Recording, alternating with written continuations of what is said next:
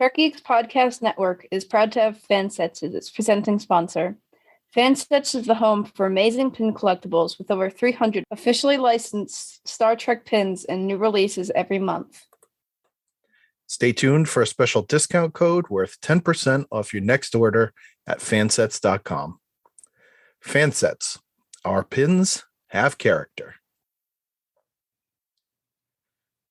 We're back where everything started, Tars Lamora. How will the crew respond to the Diviner's demands?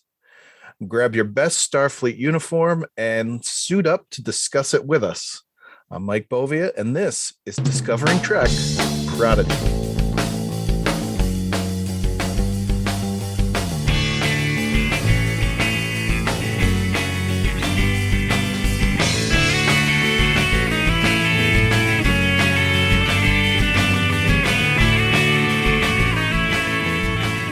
Thank you for joining us on Discovering Trek, the Star Trek Universe Companion, presented by Fansets.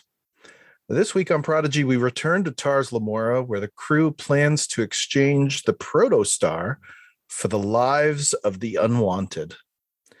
My co-host would very quickly exchange me for probably a nickel, maybe even a newly minted penny. She's my progeny, Emilie. And I was having a hard time coming up with the thing that was most worthless there that you would trade me for. So I thought like a fresh penny was probably the most worthless because it was only a cent. No, probably, a penny that's been in the ocean for about 500 years. And then it came onto the shore and then it got buried deep in the ocean, fell into lava, nearly disintegrated. And then I picked it back up. But see, if you could read dates and make out what's on it, that penny would be very expensive. That's why I didn't say that. I said a newly minted one because it literally is only worth 1 cent. Now, see, if you really wanted to dig me, you could say like pocket lint, something like that. But you missed your opportunity, so why don't you take this time to tell everyone where they can find us? You can follow the show on Twitter at Discovering Trek, and you can follow us on Twitter at Trek Legacy and on Instagram with the same handle. You can also find us in Camp Kittimer from time to time. If you'd like to join the conversation there, answer a couple simple questions, and you'll be welcomed in by our admins Haley, Jackie, and Fark. You can subscribe to the podcast by downloading the Trek Geeks mobile app or by searching for us on Apple Podcasts, Spotify, and Google Podcasts. Thank you, Em. So we do always bring a guest in to help us discuss our latest episode. And this week I was going through Twitter and our guest has been tweeting up a storm over Prodigy. So I said to myself, that is a great plan. Someone who is loving the show as much as we are. So we welcome in our guest today, Meg MacConnell. And Meg, how are you? I'm doing great. I have been enjoying this show so greatly. Every episode has been better than the last. And I am so pumped to talk about it because I have so many theories. And honestly, the amount of lore so far in this show is, it's tantalizing. Like you just need to know more. I love it. Yeah, it really is awesome. And to hear the excitement in your voice, like that's great. I'm loving it. And so this is your podcast debut, correct? Yeah, I have never done something like this before. So I'm here. Very good. Well, that is awesome. So you said there's a lot of lore that this series has brought in already. So why don't you give us a little bit of your Star Trek backstory before we get into the episode? Now, my Star Trek backstory, I never really started watching Star Trek until I was about 6 years old, and I was living with my parents and my grandparents all in one very tiny house. And we had this little TV, because this would have been about 2004. And I just remember I'm sitting in the living room, and the first time I ever stopped to pay attention to Star Trek was when I was sitting on the floor and my grandpa's on the couch and he says, "Oh, hey, take a look at that." I just turned to the screen and it was, I think, the Tribbles episode of Star Trek, because at that point we'd gotten a bunch of kittens in And, obviously kittens look like tribbles. And so my granddad obviously thought I'd think that was, fun and connected. And that's my first Star Trek memory is with the tribbles. And that pretty much changed everything from there. And my granddad also worked for NASA back in the 60s. So there's that connection too. That's kind of what inspired me going into biomedical engineering, because to me, the most fascinating part about a spaceship is how it keeps its occupants alive. And that's kind of my Star Trek origin story, I guess. That's really cool. I have a very important question. Yes. How many kittens did you get? We had 6 kittens at the time because a stray had her kittens under my mom's car. And I remember we kept one, and he was my cat Doodles for, 10 years. He was awesome. But the others all got really nice homes and were adopted. But yeah, 6 kittens. You could get me 6 kittens. You have 2. Adopt, don't shop. Yeah. Well, we get ours from the local rescue. So Very good. So I still foster cats today. Oh, cool. So I'm gonna say your story was awesome. It, however, made me feel really old because you said you were 6 in 2004, and that's the year I got married. So my goodness.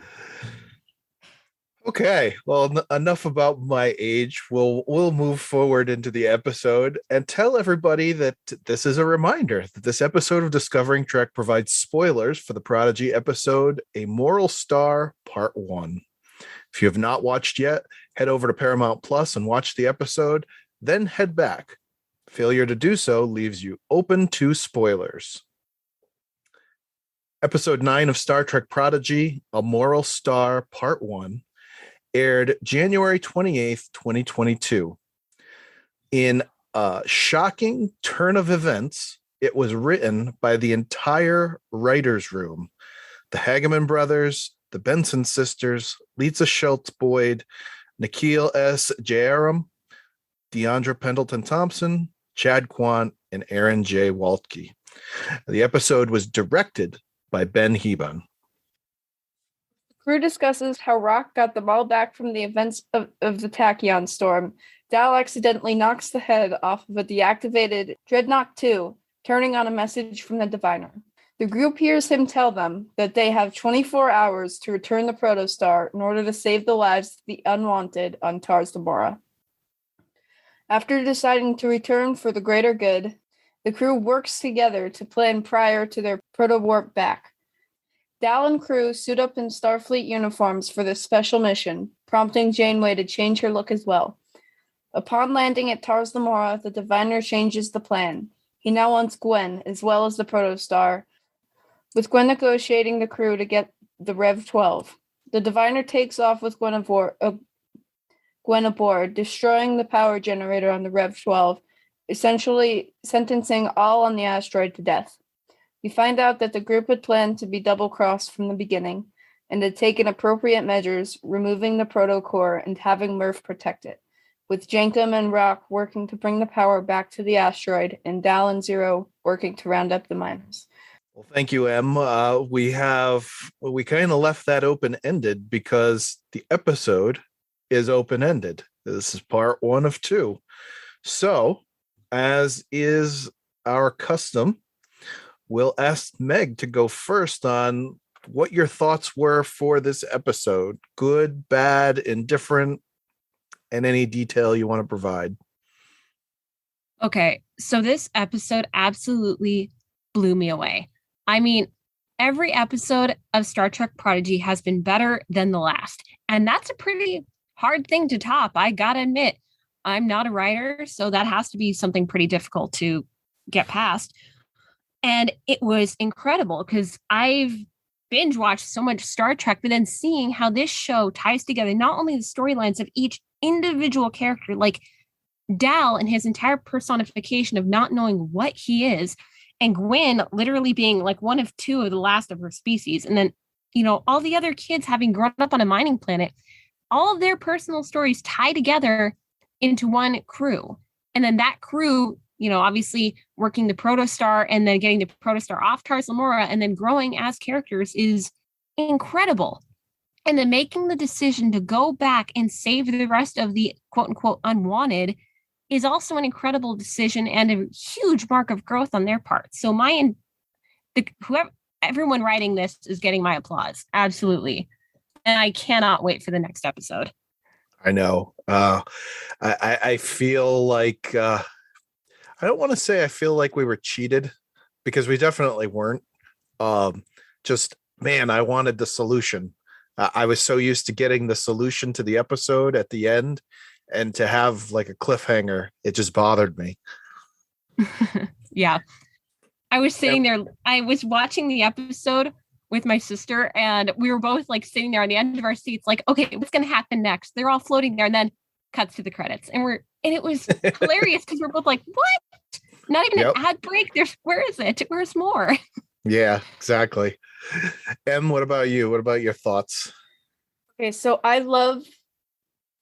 absolutely am in love with the uniforms. When they came on, I'm not kidding. I literally screamed. Like, I made a verbal yell with, yeah. Yes, you definitely did. I'm already trying to draft up a pattern right now based off my Voyager class uniform. I love these uniforms. Yeah, I need to make fan art of it soon. Yes. So good. And the little detail of drawing Zero's uniform onto their shell. Oh, yeah. I love that. That was awesome. And I think that in the part where Dal knocks the head off of like Dreadnought's body corpse. Dreadnought Jr. Like when that happens, like almost immediately, Gwyn yells like, "What did you do?" And then I think that, okay, I'm sorry. He says, "I didn't do anything," and I feel like that kind of shows their characters of like Gwyn is kind of like she's used to being in control, so she's trying to be controlling, or not trying. It just kind of happens. Like she's used to that position that she's put in of being able to control other people, so it's kind of a natural thing for her. And Dal is kind of he's very defensive of himself, so he immediately yells back that he didn't do anything. So that's I thought that was very much like a conversation that would happen between teenagers. Yeah. I also absolutely love the corrupted Janeway design. I think it's so cool. Oh my gosh, yes. I've been so tempted to just dye my hair blue because that's such a cool look. I think that it's also a really big character development when Dal just gets up and leaves when Janeway says that he has to make the decision to go to Starfleet or Tars Lamora. And then Gwyn follows him, and he actually shows that he's scared of making that decision because he's not because he's scared about him. He's worried like he's going to get hurt, but he's worried about his crew now. Yeah. And that's really big. And I like the part where Gwyn decides that she's going to go with the diviner, and he stops her and he says, "We need you." I think that that's great. Also, when, as I just said, when Dal, showed that he was scared about having to make that decision, he said, "I can't risk losing us." Yep. And the friendships on the yeah. They said, "You know what I mean? Us, like all of us." Yeah. Yeah. Very warm, very sweet moment between the characters. Yes. Even though he was probably inwardly thinking us, the relationship that the two of them have put together too. Yeah, I think it's pretty clear that Gwyn and Dal have known each other the longest. Mm-hmm. But I look forward to seeing, how the characters' pasts affect their relationships in the future. Yeah, yeah. And one other quick thing that I noticed, when they were going to warp to start the Protostar, the proto drive, Zero says that they are all at warp 9.97. Mm-hmm. So right before they hit the yeah, is that like the kind of protowarp thing? Is that like the kind of thing with the DeLorean where it has to go 88 miles per hour to jump into the future or the past? Probably. I don't know. They don't haven't know. made that clear. I honestly, part of me feels like there should be a really funny reference where the Protostar goes at warp 11. You know, like turn it up to 11. I think there should be a really funny reference from Hologram Janeway that if they go too fast, they'll all become lizards. Yes. Oh my goodness. That would be great. That would be great. So I like a lot of the things that the both of you have talked about. So I'm going along with one of the things that you mentioned, Dal's talking about the decision. And I picked up on one of the things that he said. He said, you know, this is our Kobayashi Maru. This can't be one of my half-baked plans. You know, they have to work on this. And that was when Gwyn went back to episode 1 and told him, you know, we're wearing cat boots.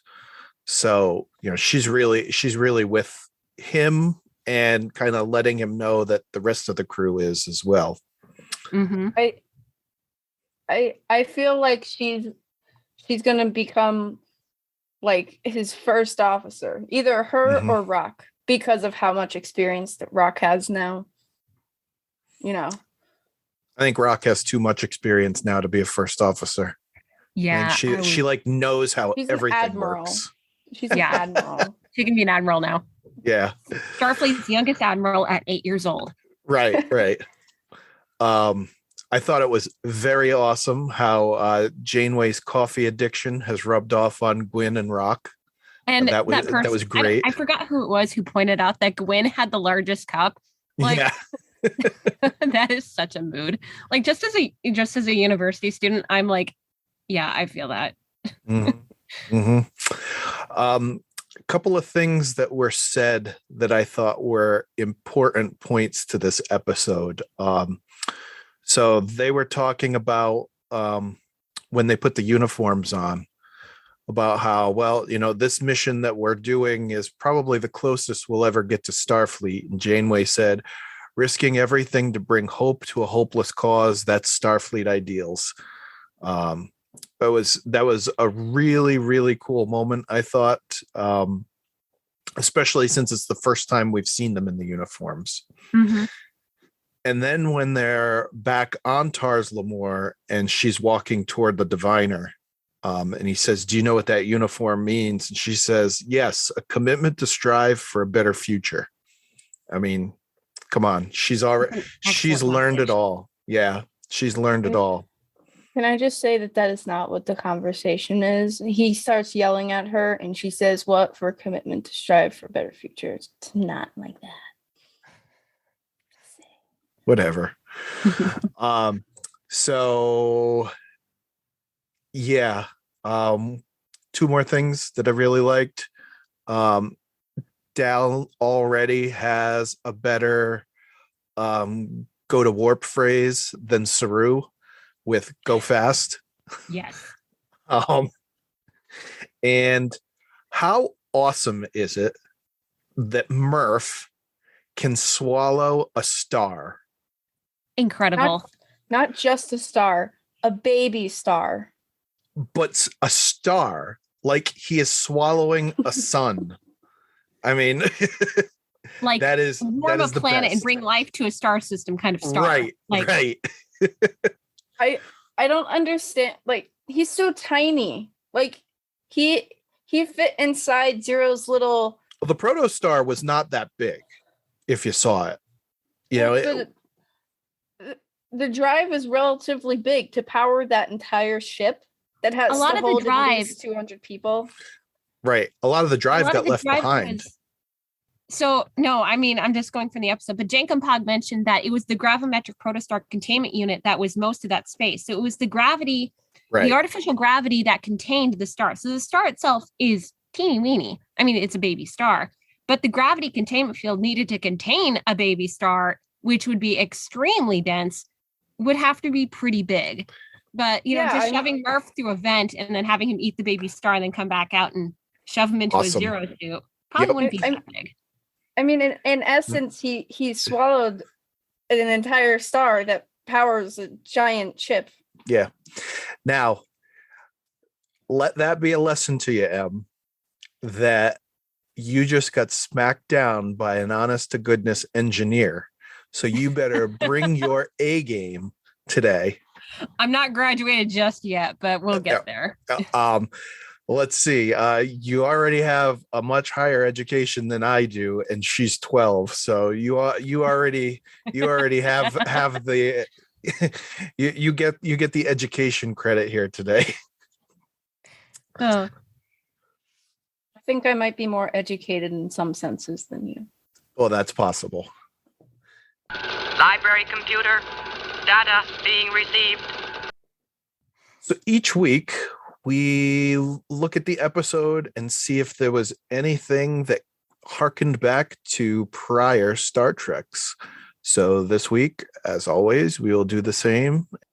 Okay. But I did notice one thing is that the uniforms that the Protostar, which I suspect were all the same color because it was an experimental ship, they look to me a lot like the Star Trek uniforms from the Next Generation.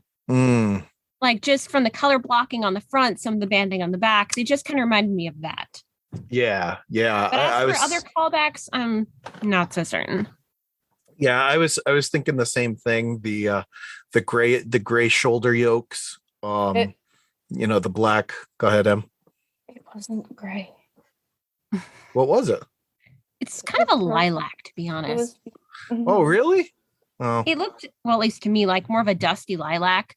It was like a slightly more colorful Gwyn skin tone. Okay. Basic, the basic base. Right, not bright purple like Dow, but yeah.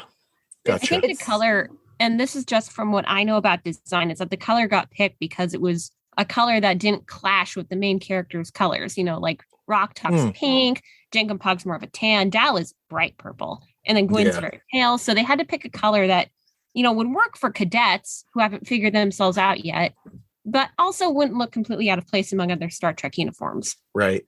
And it looks, it looks pretty cool. Like I will wear one of those in a heartbeat. Too. Definitely. It definitely does match because it's in the same basic, like as you mentioned, Rock Talk is red, and red is a main color component of purple, which is basically it's pretty close to lilac, and then purple, and then like tan is kind of it's in the same color spectrum as red. I'm gonna stop talking. So I guess in a way it kind of like unifies the characters not only visually but also as a team. So it's not only a color that they all have a little bit in common with, physically, but also it's sort of the uniform of the Protostar. It is, just uniquely Protostar. And Dal is still wearing his unbuckled shoes. I love that detail. I absolutely love that. Like, you get this fancy new uniform, but you're going to wear the comfy shoes. You just got to wear the comfy shoes. And I remember in like the first episode that we watched, it was like, are we going to see uniforms ever? Well, Please. and I'm not sure that I thought it was actually going to happen. I didn't either. I thought that they were just going to stick with this ragtag group that they look like. But when they made the comment on First Contact that, if we're representing the Federation, maybe we should wear uniforms, I was like, that's going to happen then. If they're making a comment about it, it's probably going to happen soon. I'm glad that you didn't tell me, because then you wouldn't have gotten such a genuine reaction from me when I watched it. Yeah, exactly.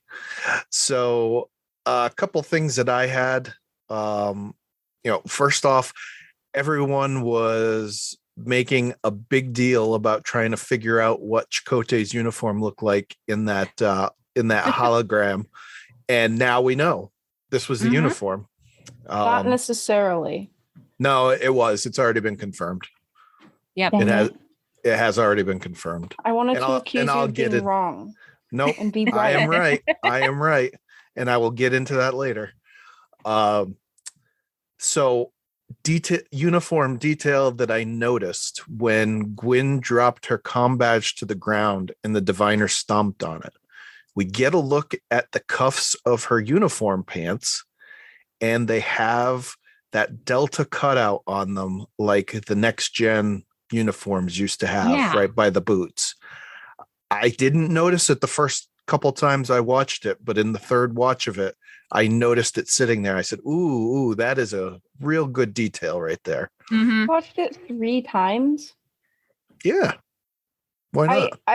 I tried to pause it on the broken Delta to see if there was anything. Yeah, but there was the stupid little pause symbol in the center of the screen that wouldn't go away. Oh my goodness.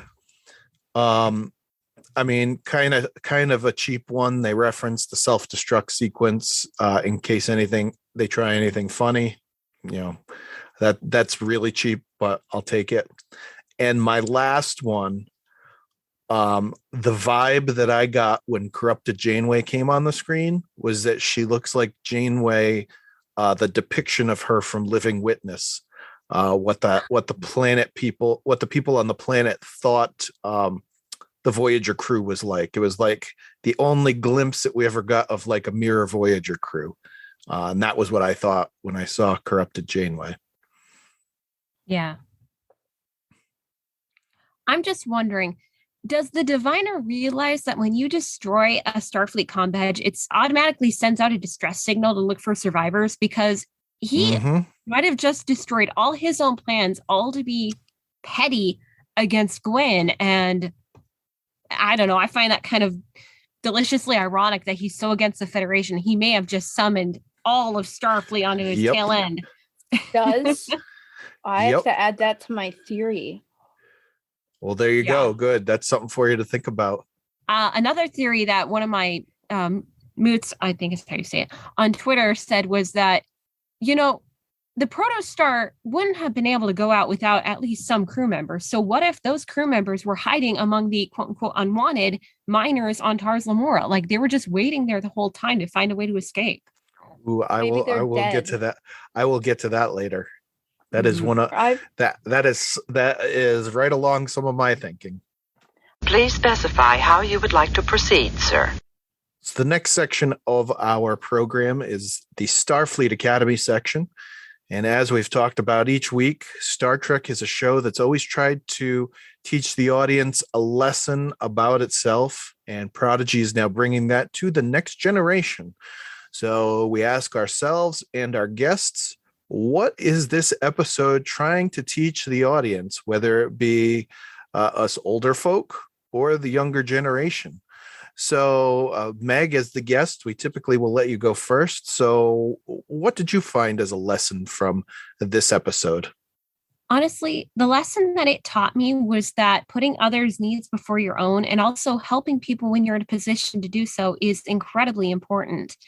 And the way that Dal and the entire crew used the Protostar, they could have easily just turned around and then jumped back to Federation space and completely forgotten about the miners who, Dal never was able to communicate with.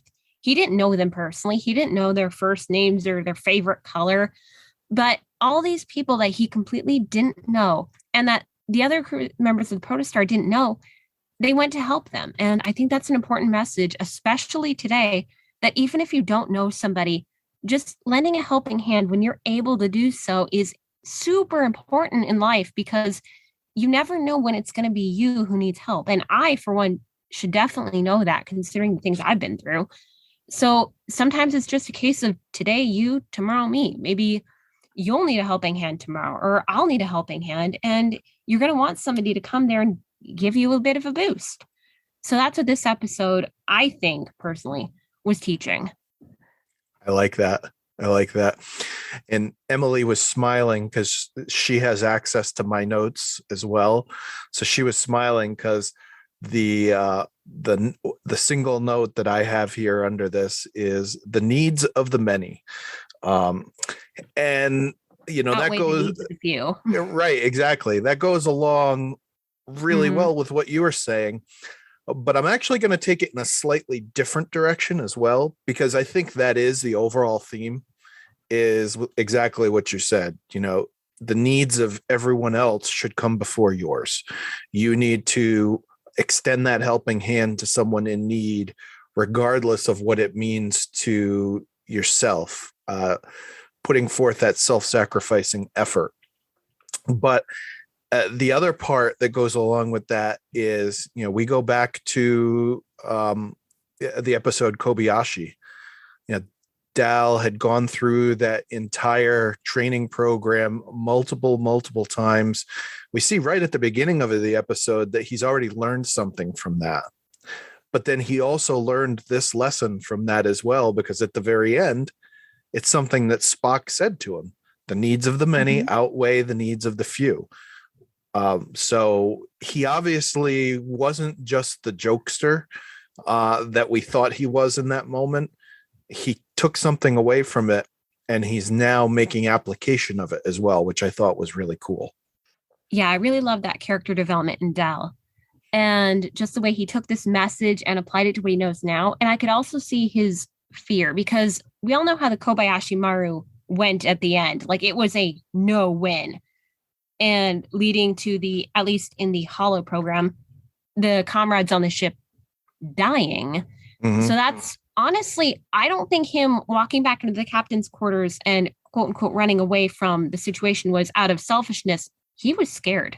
He was genuinely scared. Right. Em, how about you? What did you take away from this episode? Okay, so I've said this before. I think I've said this before on, in another episode. Or again, I think, I'm not 100% sure. You have. Okay. Teamwork is pretty important. And, obviously, we are not in life or death situations all the time where if we don't work together, then we're going to die. But it's still important because, working as a team with other people can bring you closer to those people. And then you'll get to know each other better, obviously. And then you'll be able to work together even better. Because, in the case of the Protostar crew, they had to work together to try and save the miners and to save themselves. Because, without them being there, the miners wouldn't be able to be saved. So they had to, figure out how to get to Tars Lamora. They had to make a plan, and they had to stick to that plan, and they had to make sure that everybody was going to be able to, do their part in that plan. And, Dal being the leader, I think that he did a pretty good job with that. Obviously he didn't come up with the plan all by himself. He let other people do it as well, so that everybody had their own part to play and they could do it themselves. Even Murph. And even Murph had a job. Yep. And it's very important to work together because, this act of teamwork will inevitably bring this crew closer together. Being able to work together to save an entire mining colony and, having to rescue their friends or their friend back from their evil father. And, that will create a stronger bond with them. And that's important, today too, because if we work with somebody close in the team and, you let them help out and you talk with them and you communicate with them and you know what they're able to do and what they aren't able to do, then you'll be able to, use that in a bunch of different scenarios. And I don't know where I'm going with this anymore. But it's important to be a team because you can bond with other people and, we're not going to die if we don't do it. But, maybe social skills will die if we don't do it. So. Yeah, very good. I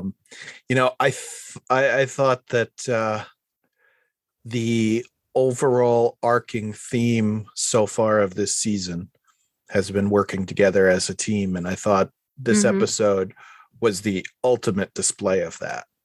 It's like everything that they've learned up to this point, they put together and made it happen in this episode. Yes, very much.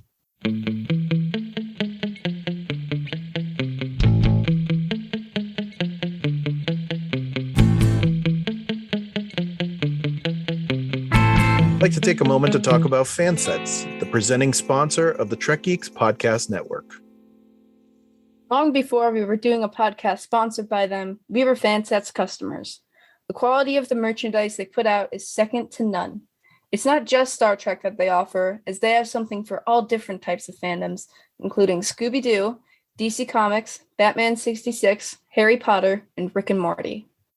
Now, their latest release is not quite in the Delta's Done Right collection, but what was just released yesterday was the Klingon Emblem Pin. So we're talking the logo for the Klingon Empire has been released as a pin or a magnet, depending on your preference. So if you have just a Klingon shirt that you want to proudly display something on, you could pin it on. You could pin it on a jacket. You could pin it on a backpack.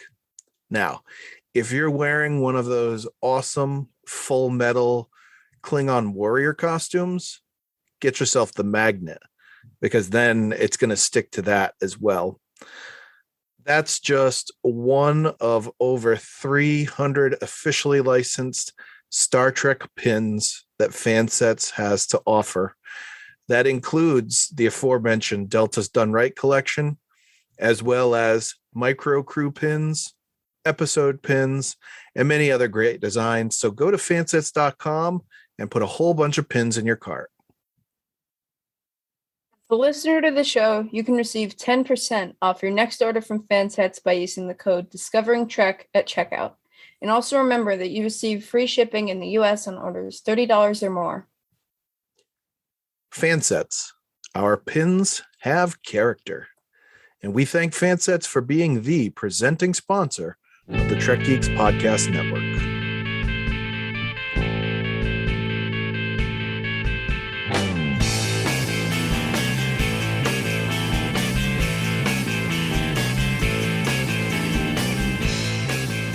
So don't get me wrong. We do really love Prodigy on this show. But each week that ticks down gets us closer to May 5th, which is the debut of Strange New Worlds. I bring that up because we are going into the Christopher Pike Medal of Honor round. So named because of the main character of Strange New Worlds. So we put it upon ourselves here to give out fake awards to our favorite things from this week's episode. So, again, I always defer to the guest. So, Meg, did you have single medal, multiple medals this week? Take it away. Let us know. So, in all honesty, I think the Christopher Pike Medal of Honor this week should go to Jankum Pog. I mean, everyone has had such an amazing level of growth as characters. They had some awesome lines. I mean, Zero with their painting the uniform onto their exosuit, and Gwyn wanting to make everything right after she, couldn't help the Unwanted like she wanted to, and Dal being genuinely scared for his crew. But I'm sorry, but Jankum Pog gets this medal this week, at least from me, because of his line, which, I mean, him getting up on the table and being Dal's almost cheerleader, and the acting, and Jankum Pog takes the acting line absolutely had me cracking up. He was funny, and he showed a lot of three-dimensionality that a lot of side characters don't get, and he won the episode, in my opinion. But yeah, he gets that medal from me. This is a bad call, but I can't think of any other dum-dums I'd want to do it with. Exactly. That was great. I had absolutely no idea that Jenkin Pog took to acting. I mean, I would never have guessed that 1,000 years. Yeah. Yeah. To me, that honestly, I love that little bit of it because it adds to the three-dimensionality of the characters. Like, sure, he's this rough and tough engineer Tellarite, but maybe he likes acting. Maybe if they go to Starfleet Academy, he'll join the Shakespeare Club. I gotta say, one of the other things that I really like to, and this is really the first chance that we're getting to see it, is Tellarites and Jankum right from the beginning. We know what their personality is. They're argumentative by nature, but he has no problem when he finds out how much Rock has learned working with her to solve problems in this episode. And I think that is just an awesome use of the character as well. A typically argumentative guy with lots of engineering knowledge, but he sees what this person is capable of doing and is willing to work with them on it too. Yeah. And I completely vibe with that because I have a very specific subset of knowledge. And if I can find someone to talk about it with, then I will sit down with them and talk for hours. And I feel like that's probably how Jankum Pog appears now. Because, you've suddenly got, hey, I'm not so alone anymore. I can talk about, the joints on the engineering of a gravimetric protostar containment unit. You can talk to Rock Talk about that now. You're not so bored. It's like all of us Star Trek nerds and podcasts. What exactly. specific parts of knowledge is that? Because I would be interested in possibly having I study a biomedical engineering. I don't. So my specific subset of knowledge is leaning more towards life support systems and prosthetics. Ooh. I know nothing about that. So like Jankum's hammer hand. Yes. Oh my gosh. So kind of what got my interest started was when I was 12 years old and I saw How to Train Your Dragon. I really, really wanted to know how Toothless Tail worked. And I remember, I wish I still had it, but I lost it in a move. I diagrammed it by watching frame for frame screenshots of that movie when I was 12 years old. And I was obsessed with trying to figure out how it worked. And I understand it's all just movie magic now. It probably wouldn't actually work in real life. But that's just kind of what started my whole snowballing towards where I'm going now. I love That's that. cool. That is awesome. That is awesome. So anyone else that you would like to dole an award out to, or was it just strictly Jankum this week? I mean, Jankum gets the main award, but I think Dal and Gwyn are tied for second because Gwyn absolutely courageous, because I know what it's like to try and, go against someone, a parental figure who may not, absolutely. The diviner is absolutely evil. Like he's evil, pure evil. And I can't wait to see him go down. And she was absolutely courageous in standing up for the unwanted and standing up for her crew in the face of an unknown fate. Like she had no idea what was going to happen, what he would have done, what could have happened to her or her friends. And she just stood up and walked straight toward this. And that is deserving an award. And obviously Dal's growth is huge as a character, but yeah, the awards definitely go to Jankum and Gwyn. I love it. I love it. Because my thinking is kind of in line with that. And looking at Emily's face, I'm thinking that hers is too. So go ahead, Em. What's your award section today? Okay, yeah. I'm just gonna go off of what we had just talked about. So my award, one of my awards goes to Dal and Gwyn as character growth together, because obviously separately they're both incredible. Like what you said with Gwyn, trying to fix all of her past mistakes. Sorry, and Dal trying to correct his selfish mindset. But I'm pairing the two together, and I'm going to say that their friendship has just been so incredible, and it's grown so much, and I love that so much. That's so cool. I love it. And so award to that. to give one of my awards to Alessandro Taney. I hope I'm pronouncing that name right, and if I'm not, I'm very sorry. But he was the main character designer for the main characters, All obviously. of them. And yeah, and I think that is just so cool. I want to do that so bad. I want that to be my job. And I was looking at the credits and I couldn't figure out who to give my award to at first. But I looked some of his work up and it's so incredible. His art is so amazing. It's kind of like realism or like hyper realism. It's awesome. Can I give an Instagram shout out to him? Go for it. Okay. He's on Instagram at Telexi Art, and they're all lowercase, and on Facebook it is the same exact thing, just with the first T capitalized. His work is on there and it's incredible and I love it. And he has some Prodigy, some not, but it's awesome. So award to him. And another thing, this is kind of like just my basic thought that I'm kind of, thinking that it's so cool that it kind of in my mind deserves an award. The corrupted Janeway art, I think that's just so cool. I love it so much. I think it's really interesting how, it looks kind of like it reminds me of the Diviner if we could see what, I don't know what I'm trying to say.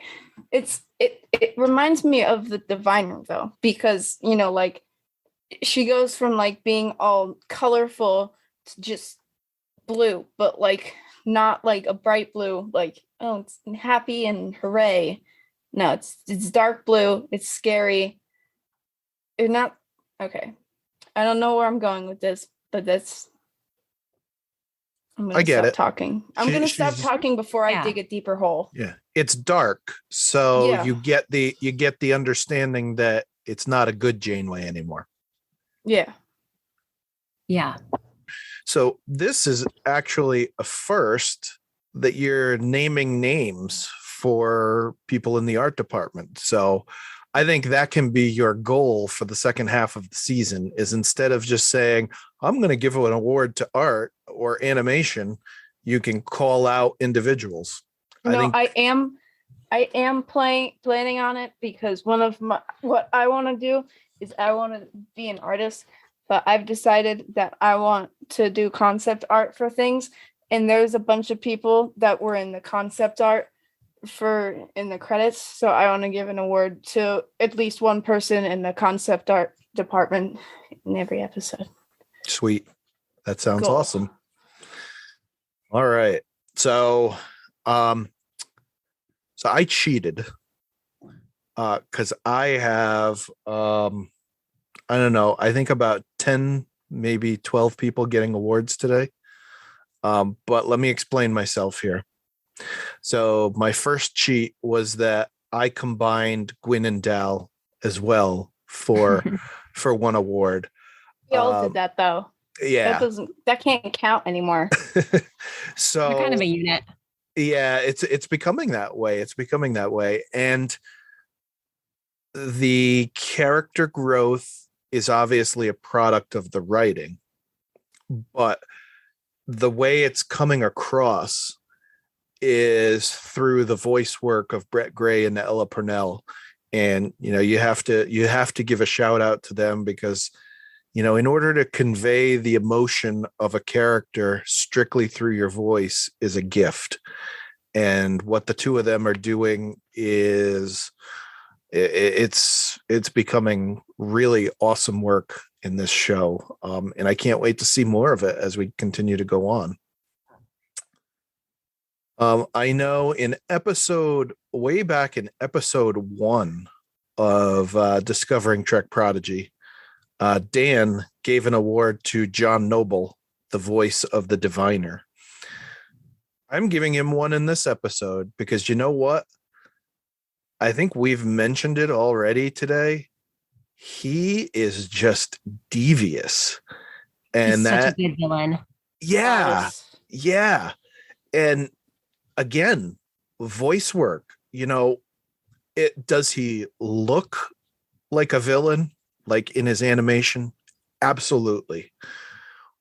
But I mean, to go to the opposite end of the extreme, if you take that drawn character and you give him Pee Wee Herman's voice, it loses something, So, so John Noble is nailing it on this as the diviner.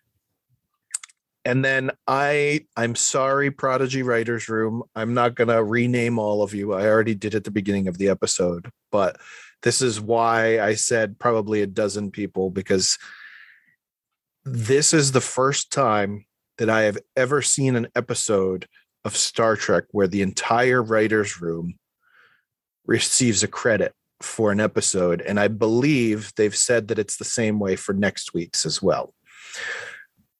Typically in television writing, when you have more than 2 writer credits on a show, it means that the script was horrible, but there was a few elements here and there that were great. So you have to give credit to this person because they had this idea, and you have to give credit to this person because they had this idea. Mm-hmm. And then the people that actually form the body and the screenwriting of it have to get credited as well. And so that's why they say if you've got that many people, it's normally a train wreck. Well, that is absolutely not the case with this episode.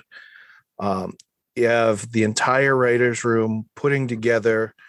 I mean, I've seen many online already say that over the past 4 weeks, each episode has one up the next as their favorite of the season.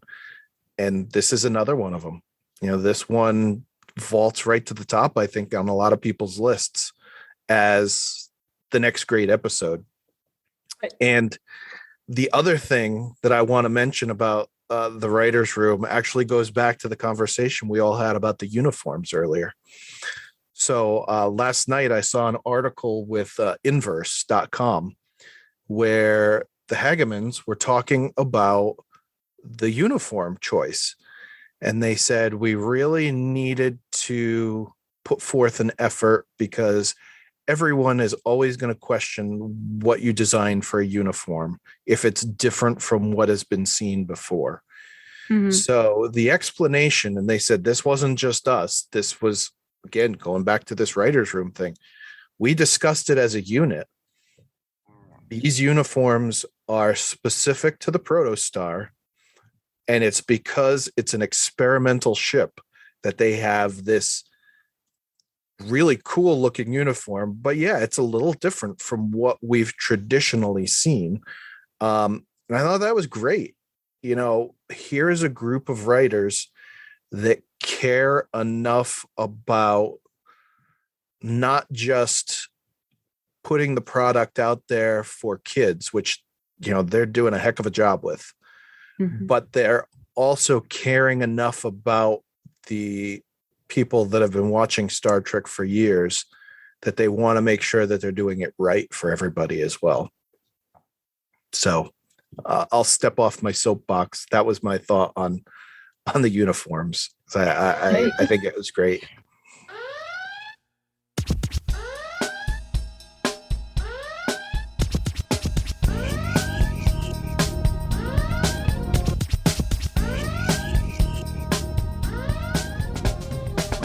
All righty. Well, we have come to our final section. Engage the Protostar drive, or as Dal says, go fast. So this is where we make a prediction for what could be coming down the pipeline based off of what we've seen already. The prediction can be for the immediate future, as in the next episode, or it can be something that we think we're going to see later in the season. So, as she is wont to do normally, Emilie wants to make sure that nobody steals her idea. So she is asked to go first. So let's hear this brilliant prediction that you have come up with. Yes, brilliant. Thank you. But as far as I can remember, the last scene that we see with Gwyn is when she's communicating, telepathically with her father.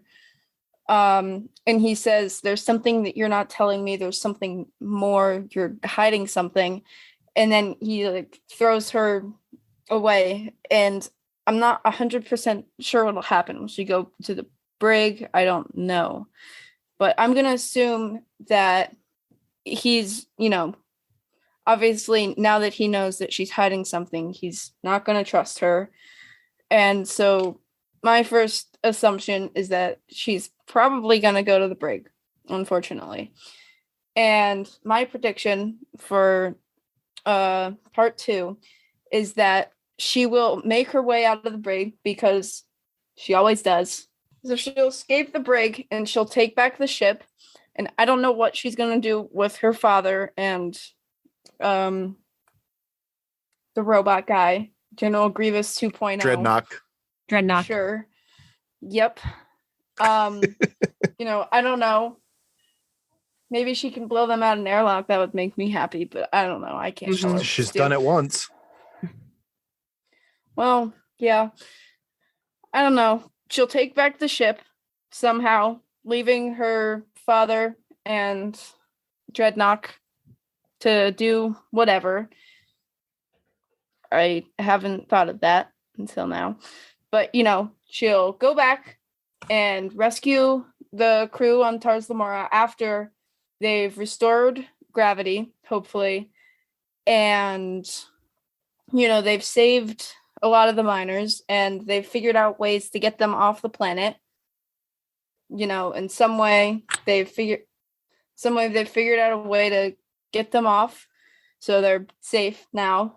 And, Gwyn will go back to Tars Lamora and she'll, save them. And, I feel like at that point, the diviner will sneak off the ship, but I'll come back to that.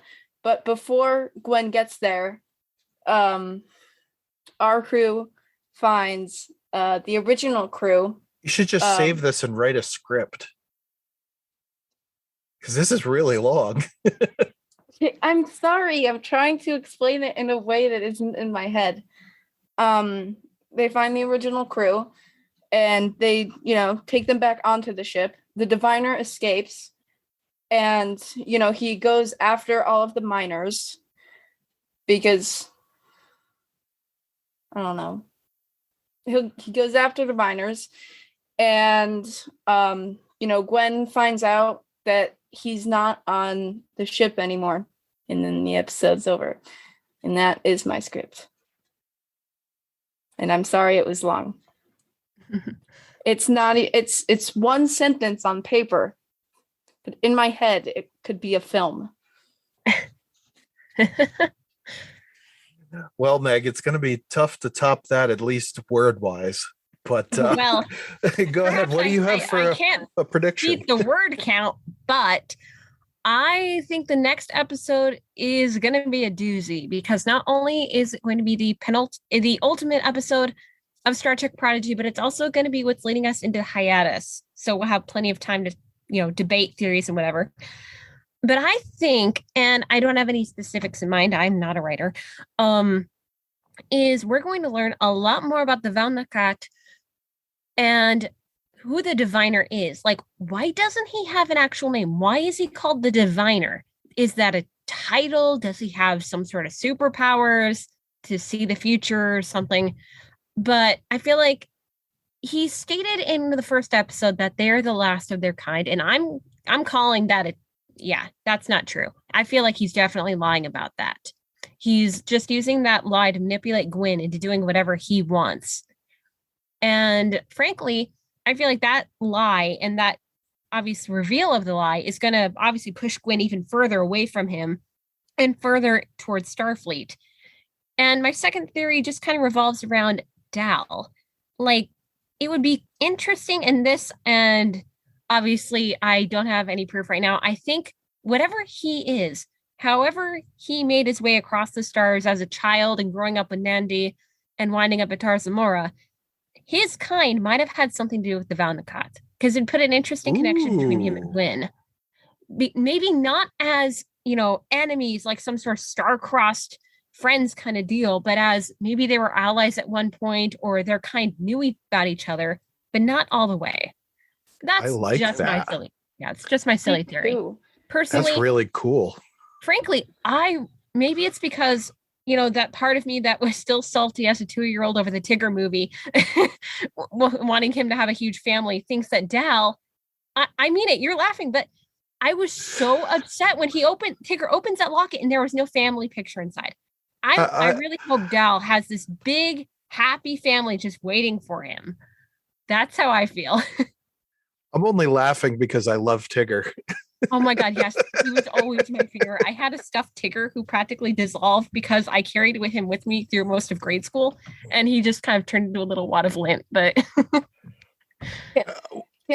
I named my dog Tigger when I was 3. Oh my gosh, we had a cat named Tigger. There you go. He was this orange tabby, and he was the funniest thing. Awesome. Can I say that I agree with the statement that they're not the only of their kind, because I got this feeling when I was watching it again today to do my notes, because I was lazy and didn't do them yesterday. Gwyn says, what are you not telling me? What, Diviner has been saying, I should have told you, I should have told you, I should have told you. And she's finally like, what should you have told me?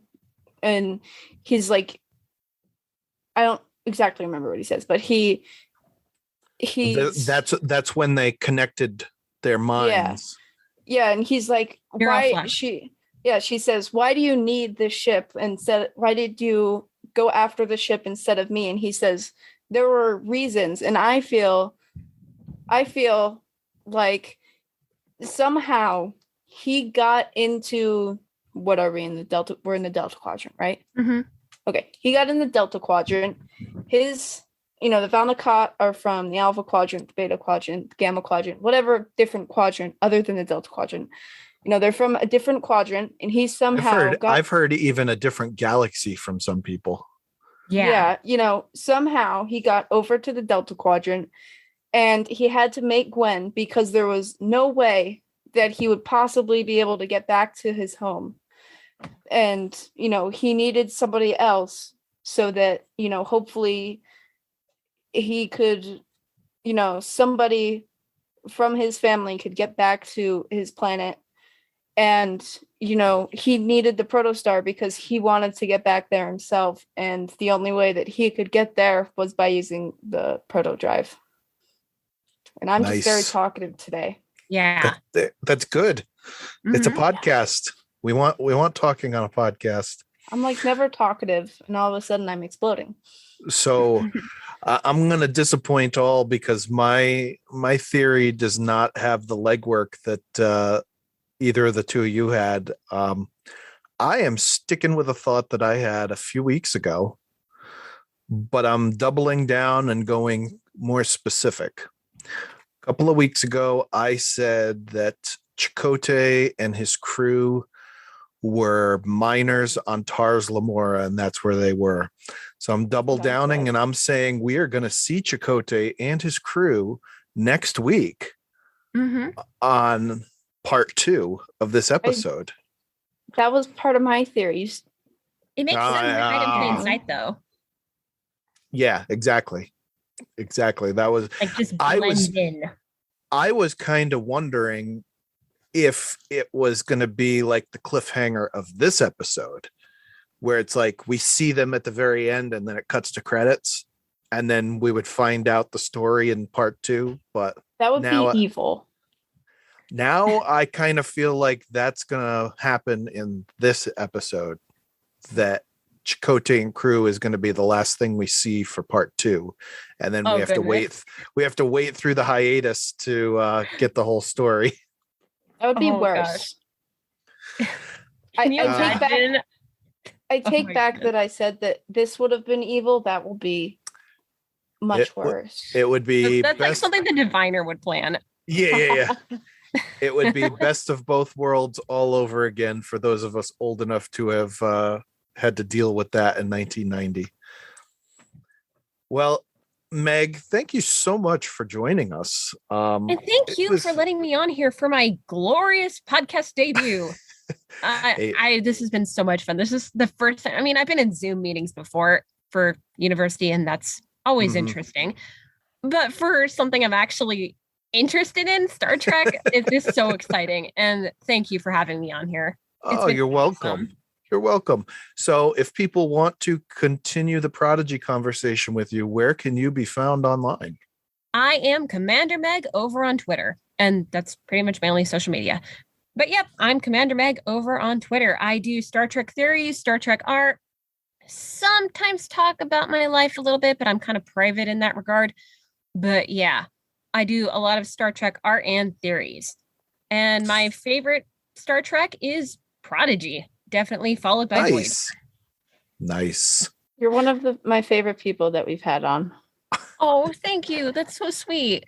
Okay. Yeah, I've been kind of blown away by the people following me on Twitter. I'm just sitting here, spitting out my various probably wrong theories and talking about the outfits. And then I get all these incredibly awesome people who've done so much more cooler things than me. And I'm just sitting here like, oh my God, I don't even know you people, but you're awesome. Yep. This is Star Trek Twitter. That's how, this is the good side of Star Trek Twitter. Yeah. I've done my work and staying on the good side. Yeah, exactly. Don't go to the elephant graveyard. That's the point of theories. They don't have to be right, as long as you're having fun making them. Mm-hmm. And people enjoy them. Yep.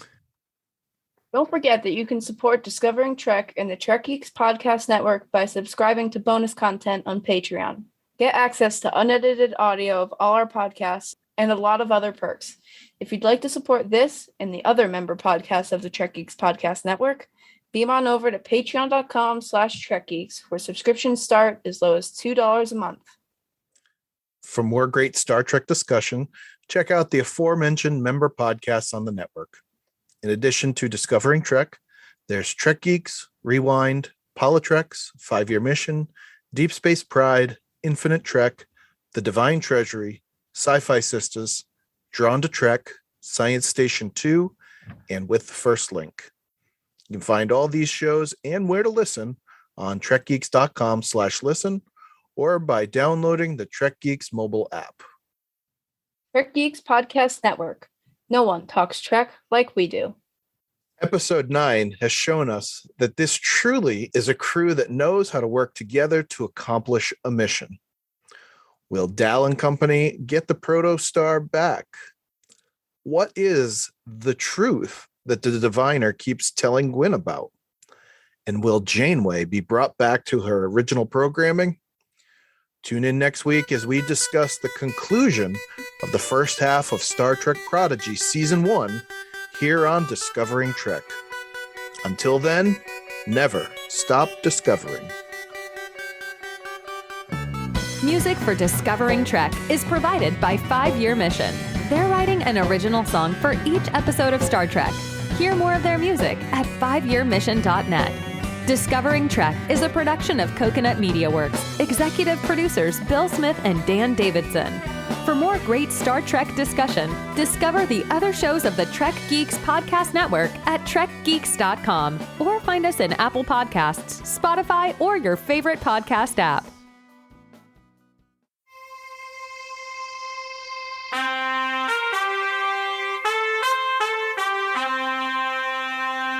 Coconut.